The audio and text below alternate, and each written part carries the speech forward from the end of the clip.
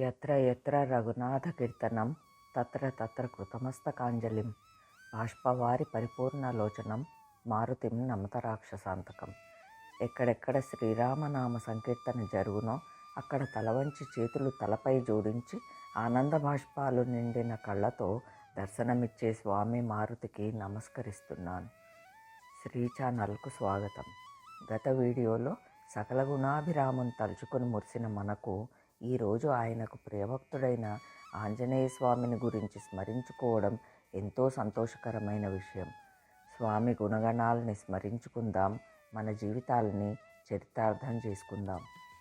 అంజనీసుతుడైన ఆంజనేయుడు సర్వశాస్త్రాలను సూర్యుని రథం యొక్క వేగంతో సమానంగా సంచరిస్తూ ఆయన దగ్గర నేర్చుకున్న గొప్ప వినయశీలి.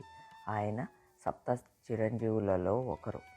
ఆంజనేయుడు, హనుమంతుడు, మారుతి, బజరంగబలి ఈ పేర్లు మన ఇళ్లలో ప్రతిరోజు వినబడేవే. ఇవి వినబడగానే మనకి కొండంత బలం, ధైర్యం. అందుకే మన ఇళ్లలో పిల్లలకి ప్రత్యేకంగా ఆంజనేయ స్వామి బిళ్ళను మెడలో వేస్తుంటారు. మన తెలుగు రాష్ట్రాల్లో దాదాపుగా ప్రతి ఊరిలోనూ మనం ముందుగా దర్శించుకునేది నిలువెత్తు ఆంజనేయుని విగ్రహము. మన దగ్గర రామాలయం లేని ఊరే ఉండదు. అంతగా మన మనస్సుల్లో నాటుకుపోయారు ఇద్దరు. నిరంతరం రామసేవతో తరించాడు స్వామి హనుమ. ఆ రామనామ స్మరణతోనే శతయోజన విస్తీర్ణమైన సముద్రాన్ని అవలీలగా దాటగలిగాడు. పరాక్రమంలో హనుమకు సాటి వచ్చేవారే లేరు. న రావణ సహస్రమే యుద్ధే ప్రతిబలం భవేత్ అంటాడు హనుమ. అంటే 1000 మంది రావణులైనా తనకు ఎదురు నిలబడలేరని అర్థం. ఇదంతా రామనామ మహిమ వల్లే సాధ్యమని వినమ్రంగా స్వామి చాటాడు.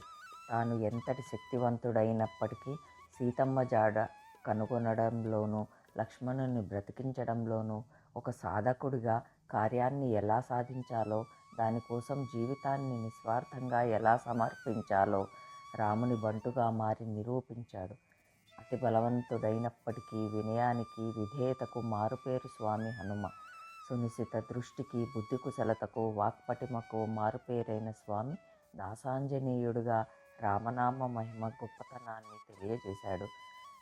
హనుమత్ జయంతి రోజున ఈ విధంగా ఒక్కసారి సముద్రంలో నీటి బొట్టంతగానైనా ఆ ధీశాలి యొక్క గుణగణాలని స్మరించుకునే అవకాశం కలగడం మాత్రం కేవలం శ్రీరాముల వారి అనుగ్రహమే.